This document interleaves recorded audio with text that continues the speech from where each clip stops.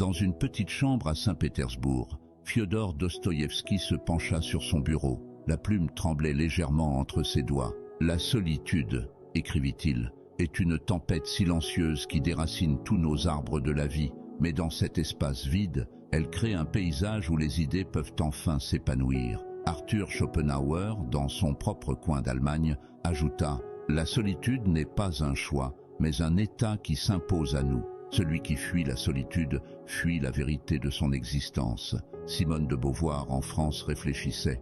La solitude est une exigence de l'âme qui permet de découvrir les recoins cachés de notre être. C'est dans ces moments que nous comprenons notre véritable valeur, loin des regards des autres. Franz Kafka, dans sa chambre éclairée par une simple bougie, murmura « La solitude est comme un miroir. Elle reflète non seulement qui nous sommes, mais aussi qui nous pourrions être. » Virginia Woolf observa depuis sa fenêtre les lumières de Londres. On ne peut être vraiment créatif que dans la solitude. C'est là que les pensées prennent forme et que les rêves deviennent des réalités possibles. Albert Camus, assis au bord de la mer Méditerranée, sourit en écrivant « La solitude n'est pas une absence, mais une présence, la présence de soi-même, entière et authentique. »